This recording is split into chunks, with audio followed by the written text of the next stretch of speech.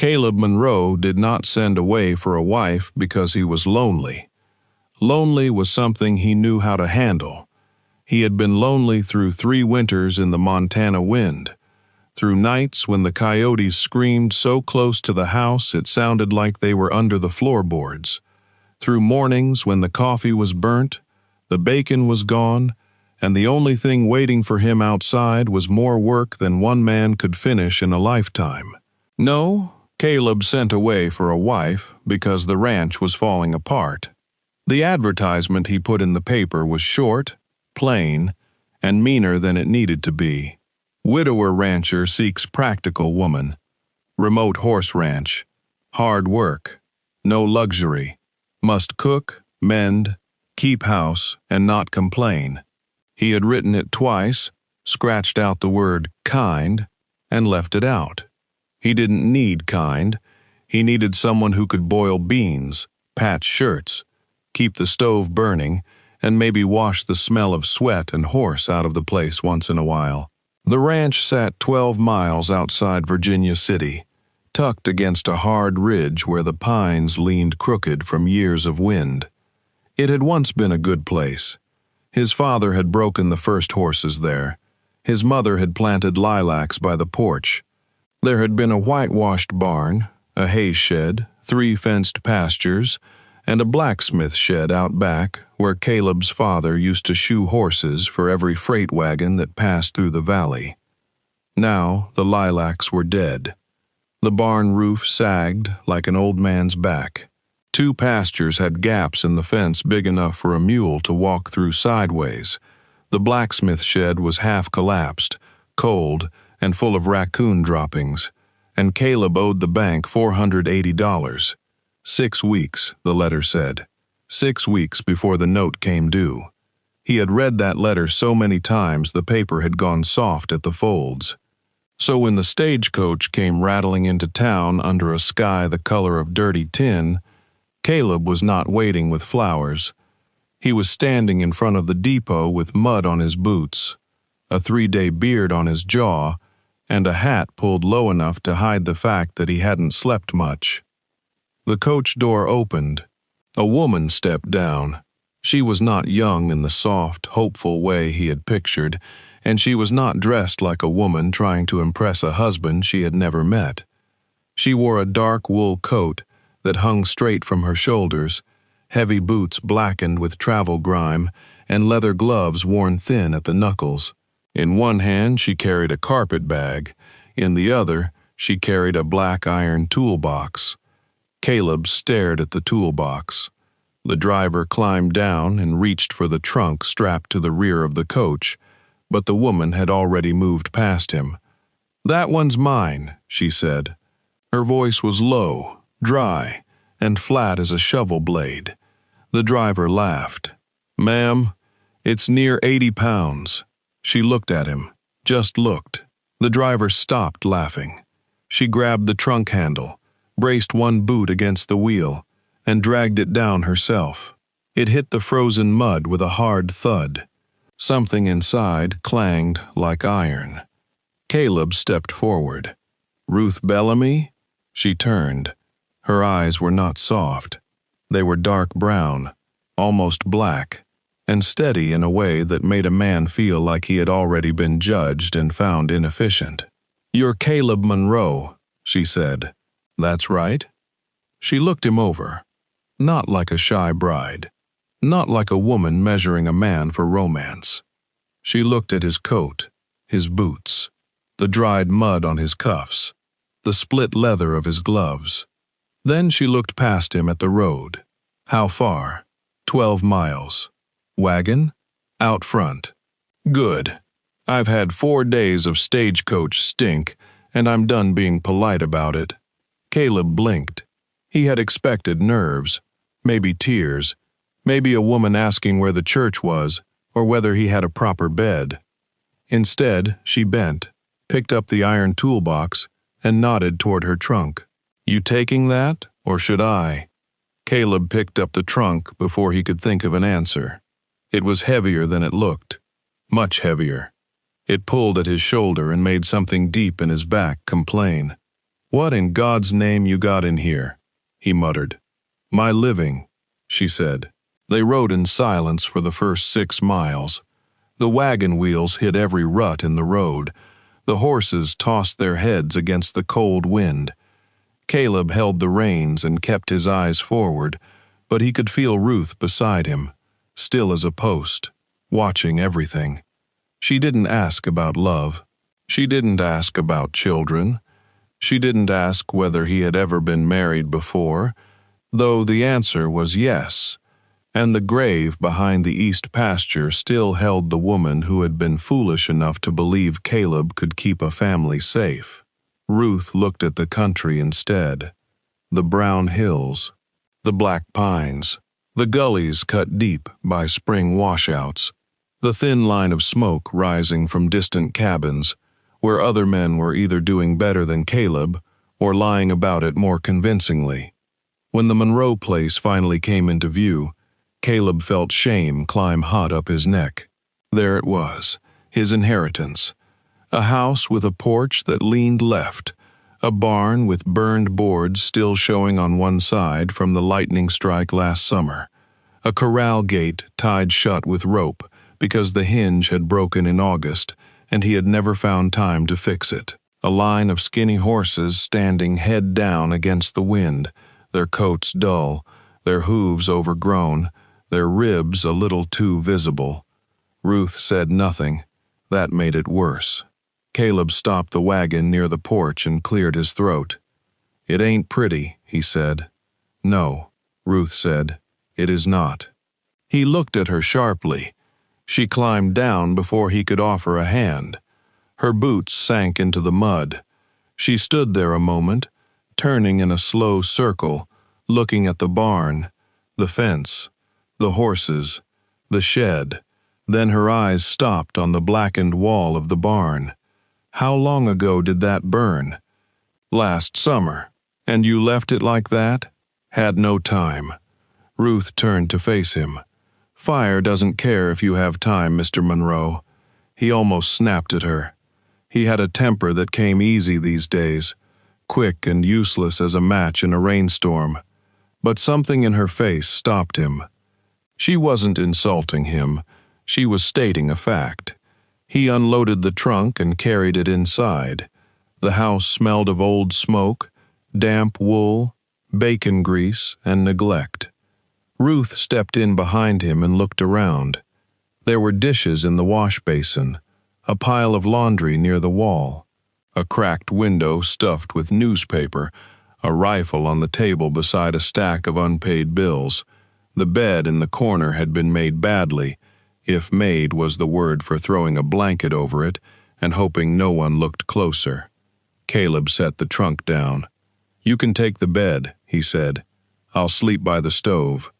Ruth took off her gloves finger by finger. "Where's your ledger?" Caleb frowned. "My what?" "Your accounts. Debts, income, feed costs, horse sales, bank papers. That's my business. We were married in Helena yesterday. That don't make you my banker." "No," she said, hanging her coat on a peg. "It makes me the woman who gets thrown out with you when the bank takes this place." Caleb stared at her. She stared back. After a long moment, he jerked his chin toward a tin box on the shelf above the stove. "Top shelf." She took it down. He hated watching her open it. Hated the way her hands moved through his failure without asking permission. The banknote, the feed receipts, the sale papers for horses he had raised and let go for half what they were worth, because he needed cash before winter, the unpaid blacksmith bills from town, the whiskey account at Hollis Mercantile. Ruth laid everything on the table. Then she pulled a pencil from her pocket and began making columns on a blank sheet of paper. Caleb stood by the stove with his arms crossed, feeling bigger and more useless by the second. After 10 minutes, Ruth looked up. "You're bleeding money." "I know that." "No, you know you're poor. That's not the same thing." Caleb's jaw tightened. She tapped one receipt. "You paid Amos Greeley $12 to shoe 4 horses." He's the blacksmith. You have a forge shed out back. It hasn't been used in years. Why? My father was the smith, not me. Ruth tapped another paper. You sold a 2-year-old gelding for $30. He was green. He was sound enough. Then he was worth $50 at least. Caleb leaned forward, planting both hands on the table. You come here 1 hour and think you know my ranch? No, Ruth said. I've been here 1 hour and I know why it's dying. The room went quiet. The wind rattled the newspaper in the cracked window. Caleb wanted to hate her. He really tried. But there was no pity in her face, and somehow that was harder to stand than cruelty. You said you could cook, he muttered. I can. You said you could keep house. I can. You didn't say you were going to tear my life apart before supper. Ruth folded the banknote and set it in the center of the table. Your life is already apart. I'm just sorting the pieces. The next morning, Caleb woke to the sound of hammering. Not cooking, not sweeping. Hammering. He opened his eyes on the floor beside the stove and stared at the ceiling for one confused second before sitting up. The house was warm. Coffee sat on the stove. A pan of biscuits waited near the hearth. The dishes were washed. The laundry had been sorted into piles, and the hammering continued outside. Caleb pulled on his boots and stepped onto the porch. Ruth was at the corral gate. She had found a hammer, a bucket of bent nails, and 2 iron hinges from somewhere. Her sleeves were rolled, her hair pinned tight under a scarf, and she was driving nails into fresh brace boards like she had been born mad at wood. Caleb walked down the steps. What are you doing? Fixing a gate. I can see that. Then why ask? Because that's my work. Ruth stopped hammering and looked at him. Then it should have been done. That hit him square in the chest. He took 2 steps forward and held out his hand. Give me the hammer. She did not. Ruth. She drove 1 more nail, slow and clean, then handed it over. Fine.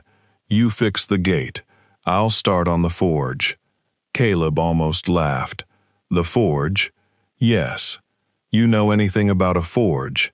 For the first time since he had met her, something like heat flashed in her eyes. My first husband was a blacksmith in Pittsburgh. I worked beside him for 9 years. When his lungs gave out, I ran the shop another 2. I can draw a horseshoe, weld a chain link, sharpen a plow blade, set a tire on a wagon wheel, and make a hinge better than the one you're pretending to fix. Caleb slowly lowered the hammer. Ruth picked up the bucket and walked toward the old blacksmith shed. He followed because he couldn't help himself. The shed was worse than he remembered. 1 wall leaned outward. The roof leaked in 3 places. The forge was full of ash, leaves, and a dead squirrel. The bellows had a split down the side. Rust covered the tools that remained. Ruth stood in the doorway and took it all in. Then she set down her toolbox. We need coal, she said. Caleb snorted. We need money. You have a silver-mounted Colt in the house. His face changed. No. Yes. That was my father's. And this was your father's forge. He said nothing. Ruth turned toward him, her voice steady. You can keep a pretty pistol and lose the ranch, or you can sell it and buy coal, iron stock, leather, and timber. I don't care which one hurts your feelings less. Caleb stepped close enough that most people would have backed up.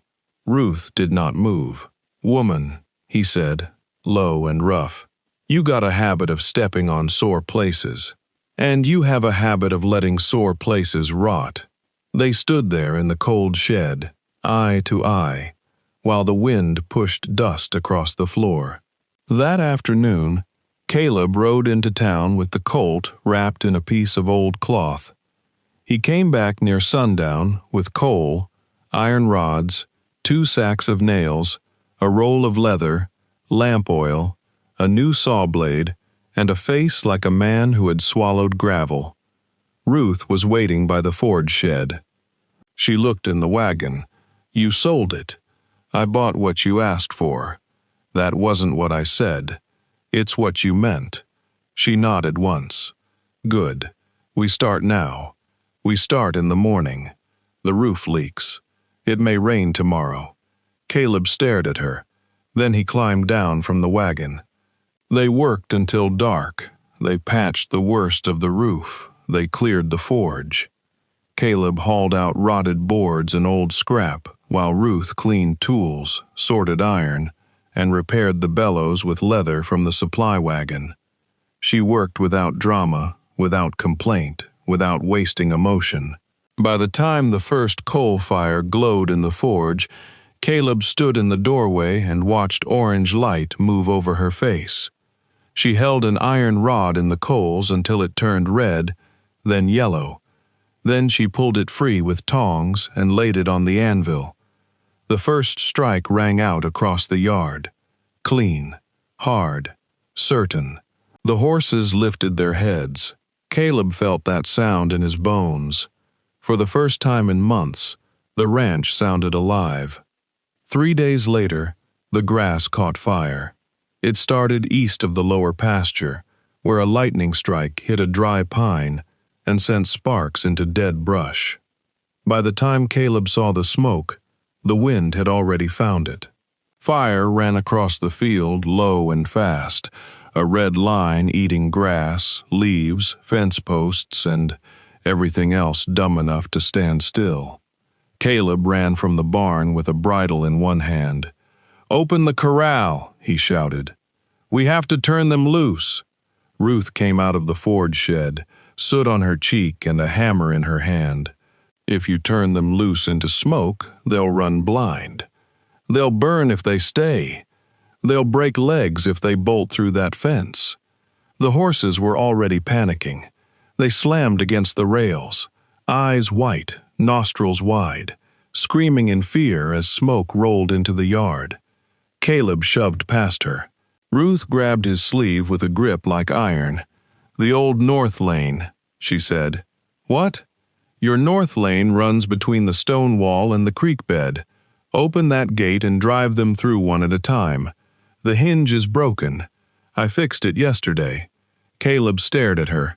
The fire roared louder. "Move," she snapped. They moved. Caleb opened the north lane while Ruth ran to the barn.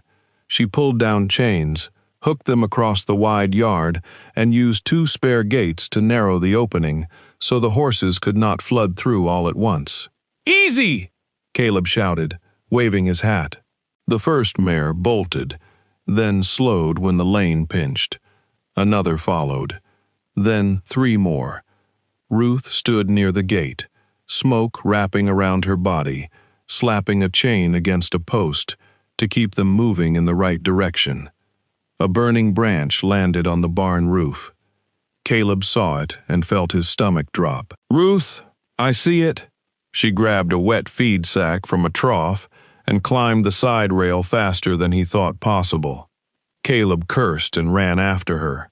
By the time he reached the barn, she was already on the lower roof, beating the flames with the soaked sack. The fire ate the south wall anyway. By sunset, the pasture was black. Half the barn was gone.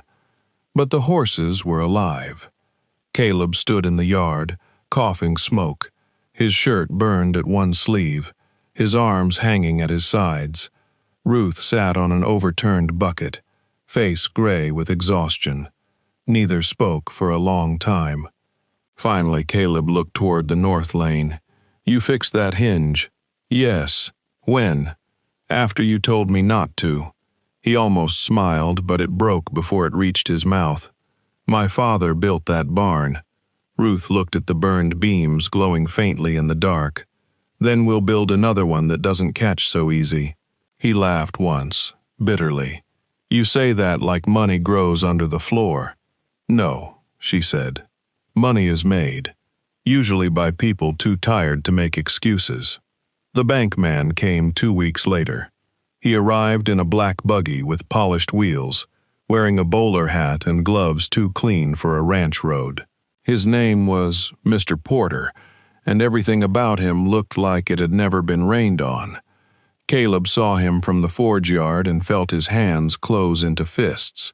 Ruth saw that too. "Don't," she said. "I haven't done anything. You're thinking loud." Porter stepped down from the buggy and gave the burned barn a look of polite disappointment. "Mr. Monroe," he called. "Mrs. Monroe." Caleb didn't answer. Ruth wiped her hands on her apron and walked forward. "Mr. Porter." He looked surprised she knew his name. "I assume you understand why I'm here." "I do," Ruth said. Caleb's voice came rough behind her. "Then you know you wasted a trip. I don't have your money." Porter smiled in a way that showed no warmth. "The bank is aware of your recent misfortune. However, hardship does not alter a signed note." Ruth held out a folded paper. Porter looked at it but did not take it. "What is this?" "A corrected accounting." His eyebrows lifted. She opened it herself. "The original loan was $420. You added interest, fair enough.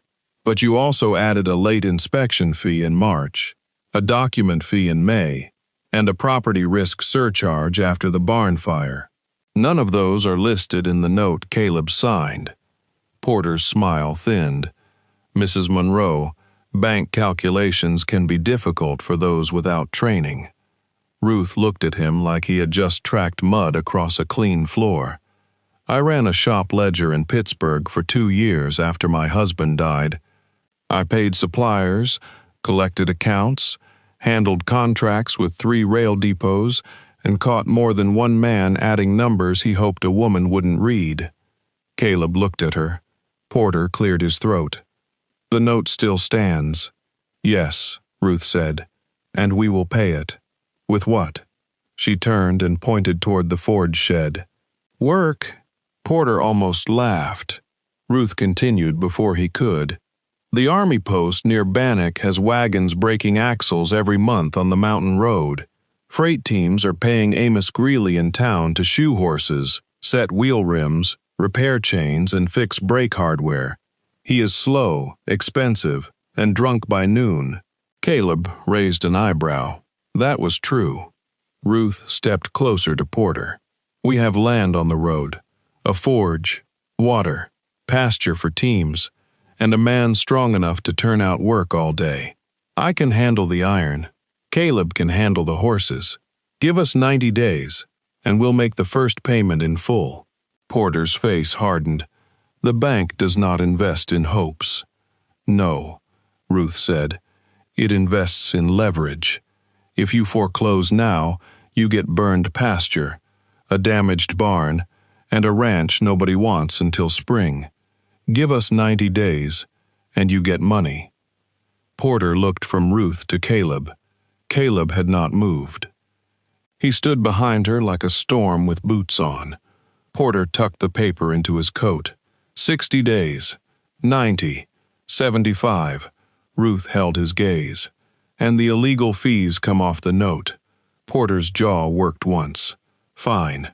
He climbed into his buggy without another word. When he was gone, Caleb turned to Ruth. "You just talked a banker into backing down." "No," she said. "I showed him which loss was cheaper. He looked at the forge shed, then at the burned barn, then at the horses. 90 days. 75. That ain't much. It's more than we had this morning. They did not build a ranch back. They built something meaner and smarter. The forge became the heart of the place.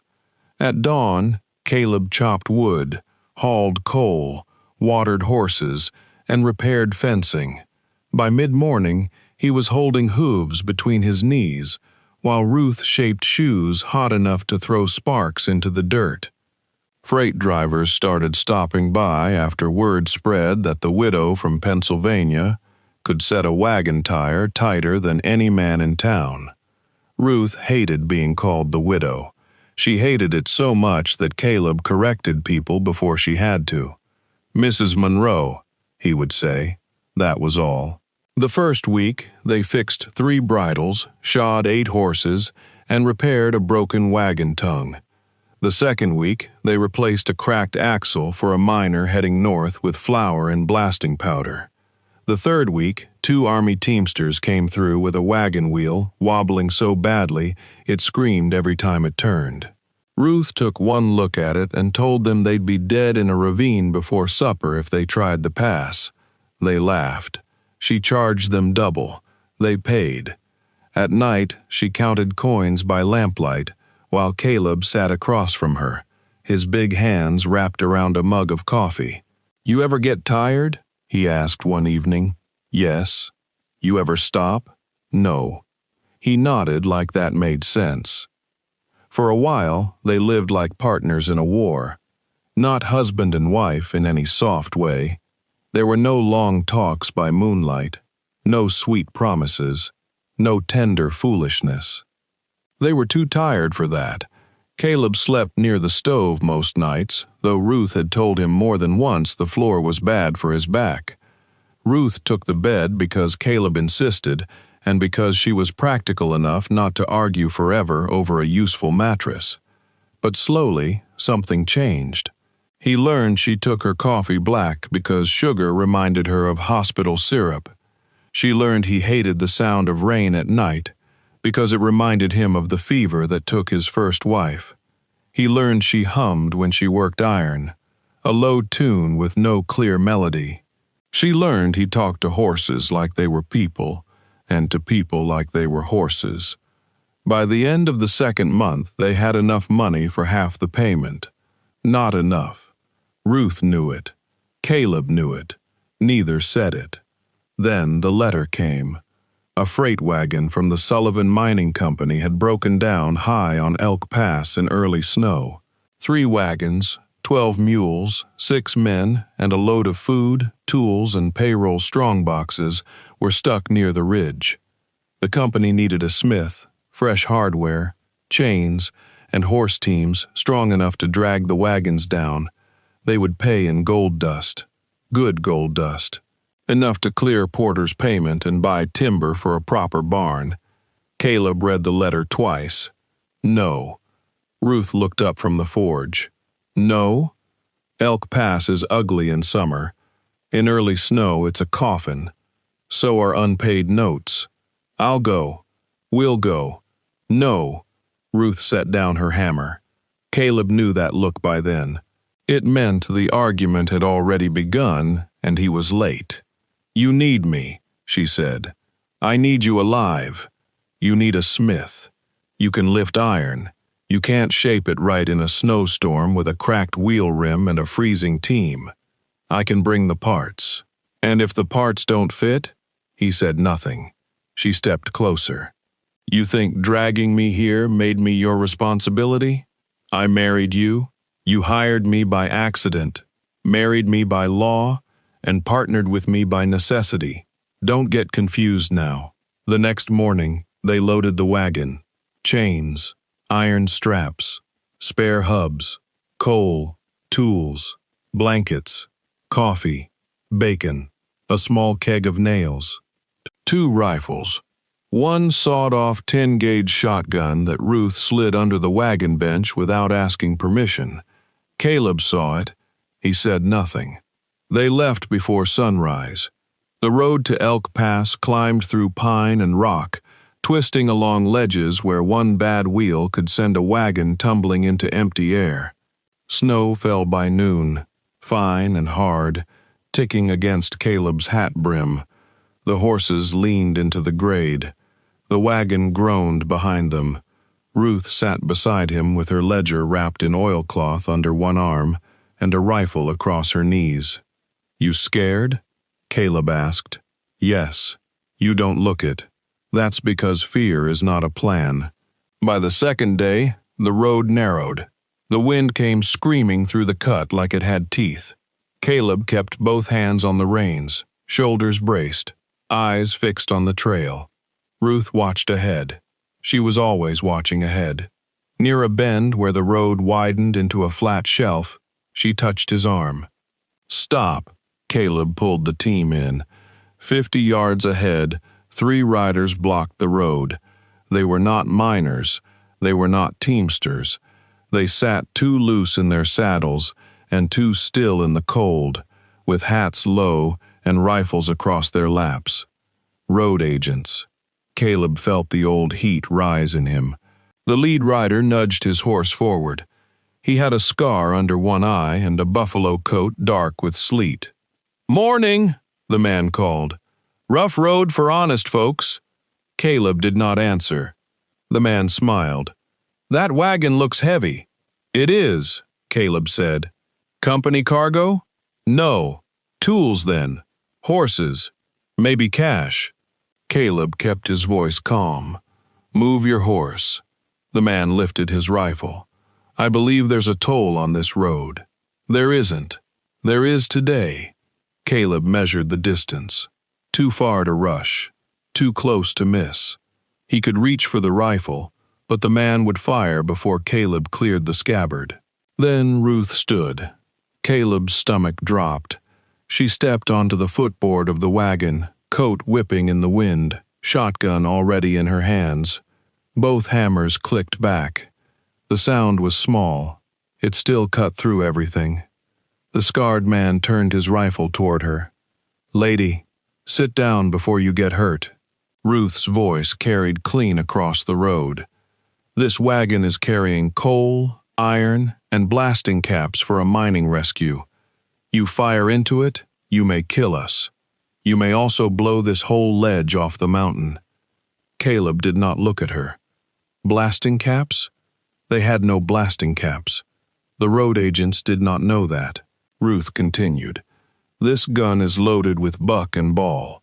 At this distance, I do not need to be good. I only need to be first." The 2 men behind the leader shifted in their saddles. The horses felt it too. They tossed their heads, nervous. The scarred man looked at Caleb. Caleb smiled then. Not big, not friendly. Just enough. For a long second, the whole mountain seemed to hold still. Then the scarred man lowered his rifle. "Crazy woman. Practical woman," Ruth said. He spat into the snow, jerked his horse around, and rode past them. The others followed. Ruth stayed standing until they disappeared around the bend. Then she sat down hard. Her hands began to shake. Caleb took the shotgun from her gently and laid it under the bench. "Blasting caps?" he said. Her breathing was rough. "Fear is not a plan." He looked at her for a long moment, then reached over and wrapped one arm around her shoulders. She stiffened. Then, slowly, she leaned into him, only for a second. Then she sat straight again and wiped her face with both hands. "Drive," she said. "We're losing daylight." They found the Sullivan wagons near dusk. The men were half frozen and mean with fear. One wagon had a broken rear axle. Another had a wheel rim split almost clean through. The mules stood miserable under a stand of pines, ice clinging to their manes. The foreman, a red-faced man named Harlan, looked Ruth up and down when she climbed off the wagon. "We asked for a smith. You got one," Ruth said. He looked past her to Caleb. "No, I mean a blacksmith." Caleb stepped down, slow and heavy. "You got one," he said. Harlan opened his mouth, looked at Caleb's face, and closed it again. Ruth went to work. They built a windbreak with canvas and wagon boards. Caleb got a coal fire going in a portable pan, while Ruth inspected the damage by lantern light. The axle was cracked but not gone. The wheel rim could be strapped if they heated the iron right. The brake chain needed 2 new links. They worked through the night. Snow fell. The wind pushed smoke into their eyes. Caleb held iron steady while Ruth hammered. Sparks burst bright against the dark and died in the snow. Harlan's men stopped doubting her after the first hour. By the third, they were doing exactly what she told them. "Hold that hub higher." "Yes, ma'am." "Bring the chain." "Yes, ma'am." "Not that chain, the good chain." "Yes, ma'am." Caleb would have laughed if his hands hadn't been numb. At dawn, the wagons moved, slowly, groaning, but moving. They made the lower road by afternoon. Harlan paid them from a leather pouch of gold dust with shaking hands. "You saved the company a fortune," he said. Ruth weighed the pouch in her palm. "No," she said. "I charged you less than I should have." Harlan laughed like he wasn't sure whether she was joking. She was not. They returned to the ranch 3 days before the bank deadline. Caleb walked into Porter's office with Ruth beside him. He did not wear a clean coat. He did not lower his eyes. He dropped a pouch of gold dust and a stack of coin on the banker's polished desk. Porter looked from the money to Ruth. "You managed it." Ruth placed the corrected note beside the payment. "We did." Porter counted the money twice. Then he stamped the receipt. Caleb took it and held it for a long moment. It was only paper, but it felt like air. Outside, he stopped on the boardwalk. Ruth pulled her gloves on. "We still owe the rest," she said. "I know. And the barn needs rebuilding. I know. And the forge roof will not survive winter unless we brace the south wall. I know." She looked up at him. "Then why are you smiling?" Caleb folded the receipt and tucked it inside his coat. "Because for once, the trouble in front of me looks smaller than the trouble behind me." Winter hit hard, but this time they were ready. The new barn frame went up before the worst snow. It was not pretty, but it was solid. Caleb built it with lower walls and a steeper roof so snow would slide instead of sit. Ruth forged the hinges, brackets, latches, and nail plates herself. Every door closed tight. Every gate swung clean. Freight wagons started planning stops at Monroe Forge and Stable. At first, it was 1 wagon a week, then 3, then Army teamsters, then mining suppliers, then cattlemen. A sign went up by the road in Caleb's rough hand. Monroe Forge and Stable Shoeing, repairs water, feed Ruth. Looked at the sign for a long time. "You spelled repairs wrong." Caleb swore under his breath and took it down. She repainted it herself. By spring, they were not rich, but they were not drowning. They bought coal in bulk. They hired a boy from town to muck stalls and pump water. They built 2 guest bunks for teamsters caught in bad weather and charged a nickel for coffee, more if the man complained about it. Ruth kept the ledger. Caleb kept the horses. Together, they kept the place breathing. And somewhere in the middle of all that work, their marriage changed shape. It happened slowly, the way sunrise changes a room before anyone says the day has started. Caleb stopped sleeping by the stove. At first, it was because Ruth said his back made him move like an old mule, and she was tired of watching him suffer. Then, it was because the nights were cold.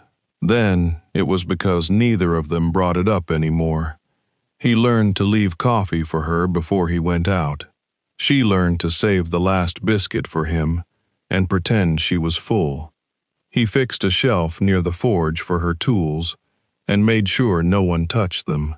She patched his coat twice and reinforced the sleeve where sparks had burned through. Once, a teamster made a joke about Caleb being bossed by his wife. Caleb looked at him calmly and said, "You got a problem taking orders from the smartest person on the place. You can shoe your own horse." The man shut up. By summer, the forge ran from dawn until long after dark. The road grew busier as new mining camps opened north of the pass. Men came through with broken wagons, lame horses, cracked rims, snapped chains, dull picks, bent shovels, and money they were willing to spend because the mountains punished cheap repairs. Ruth saw the opportunity before Caleb did. "We need contracts," she said one night. Caleb looked up from rubbing liniment into his shoulder. "We've got work. Work walks away. Contracts come back." "With who?" "The army post. Sullivan Mining, Donovan Freight, the stage line. Caleb stared at her. You want to turn this place into a company. I want to turn this place into something the bank cannot threaten every time a roof burns. The next week, she rode into town wearing her dark coat, carrying her ledger and 3 samples of forged hardware wrapped in cloth. Caleb offered to go with her. She said no. He watched her ride off and spent the whole day pretending not to watch the road. She came back at sunset with 2 signed agreements, one promise from the stage line and a look on her face like a woman who had taken a hill in battle. Caleb met her by the stable. Well? She handed him the papers. He read slowly. Then he read again. Army pays monthly for shoeing and emergency wagon repair. Sullivan pays retainer for priority service. And the stage line, trial period. Caleb looked at her over the paper. Ruth Monroe. What? You are dangerous. She took the papers back. Only to men who don't read before signing. That autumn, Porter came again. Not to collect, to offer. The banker stepped from his buggy, with the same clean gloves and the same polished shoes. But his smile was different now. Less sharp, more careful. Mr. Monroe, Mrs. Monroe. Caleb leaned against a fence post. Ruth stood beside him, arms crossed. Porter looked at the busy yard. 2 freight wagons waited near the forge. A teamster drank coffee by the pump. The hired boy led a mule toward the stable. Smoke rolled steady from the chimney. You've done well, Porter said. Ruth said nothing. Porter cleared his throat. The bank may be willing to extend a new line of credit for expansion. Caleb almost laughed. Ruth did not. Terms? She asked. Porter smiled. Very reasonable. Then say them. He did. They were not reasonable. Ruth listened all the way through. Then she shook her head. No. Porter blinked. No? No. Caleb enjoyed that more than he should have. Porter's smile tightened. Mrs. Monroe, expansion requires capital. Not yours. You cannot grow without help. Ruth looked toward the forge, where sparks rose from the open door like fireflies. We already did. Porter left without a deal. That night, Caleb found Ruth in the forge after dark.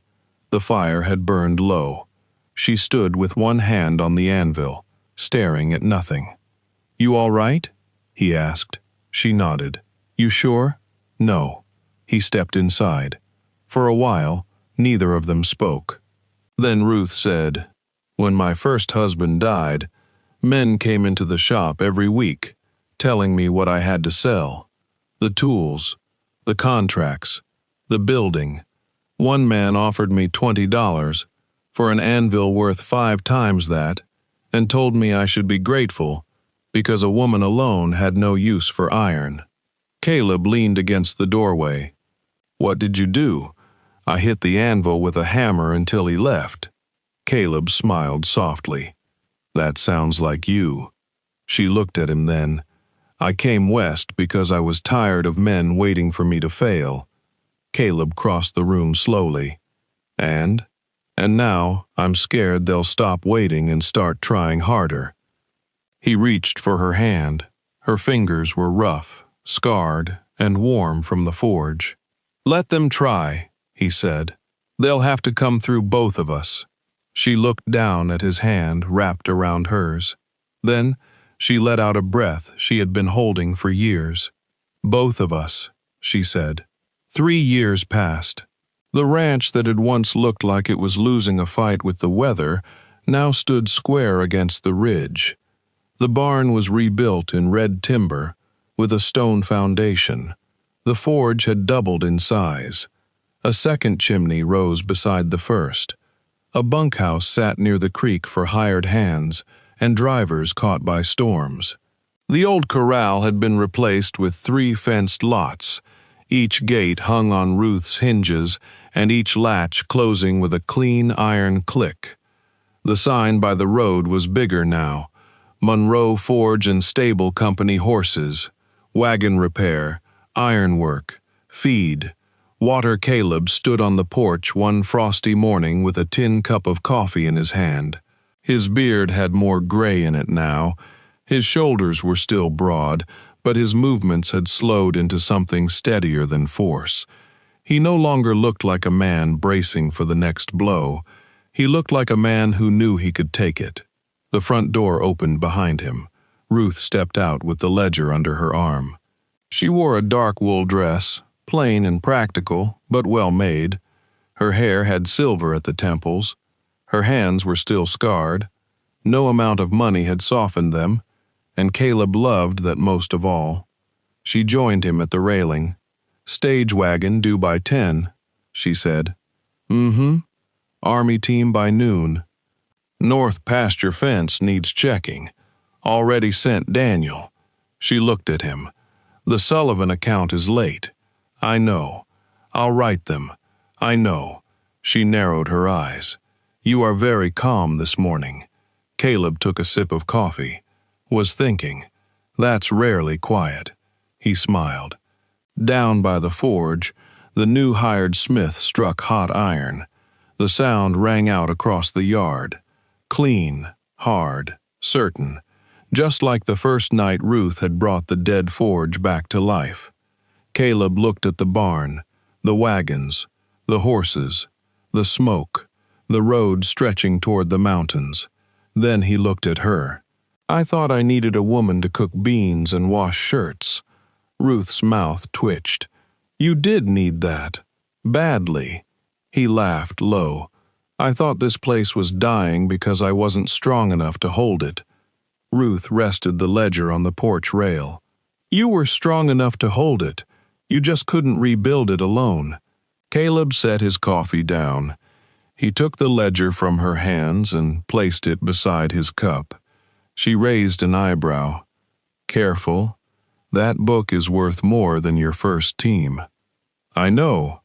He stepped behind her and wrapped his arms around her waist. She leaned back against him without hesitation now. For a while they stood in the cold morning, listening to the hammer, the horses, the creak of wagon wheels, the voices of men already at work. The ranch was not quiet. It was alive. "You saved me, Ruth," Caleb said. She covered his hands with hers. "No," she said. "I showed you where to swing." He rested his chin against her hair. "And I swung?" "You swung." The forge hammer rang again. Ruth looked out over the yard, eyes sharp as ever. "Don't get sentimental," she said. "We still have a company to run." Caleb smiled against the cold. "Yes, ma'am." They did not wait for luck. They made it. They made it out of fire, mud, iron, debt, fear, and stubborn hands that refused to let go. And maybe that is what real partnership is. Not poetry, not soft words under a perfect moon, not some fairy tale where love fixes everything without anyone getting dirty. Real partnership is standing in the smoke when the barn is burning. It is reading the fine print when the banker smiles. It is holding the chain steady while the other person swings the hammer. It is knowing when to fight with a rifle, when to fight with a ledger, and when to stand shoulder to shoulder on a frozen mountain road with nothing but nerve between you and ruin. Caleb Monroe thought he was bringing home a wife. What stepped off that stagecoach was a woman with iron in her hands and a war in her heart. And together, they built something no fire, no banker, no outlaw, and no winter could take away. If this kind of gritty frontier story hit home for you, hit that like button, share it with someone who loves grounded Western drama, and make sure you subscribe for more stories about the men and women who survived the hard way. And tell me in the comments, who really saved the Monroe Ranch? Caleb with his strength, Ruth with her iron, or the partnership they built together?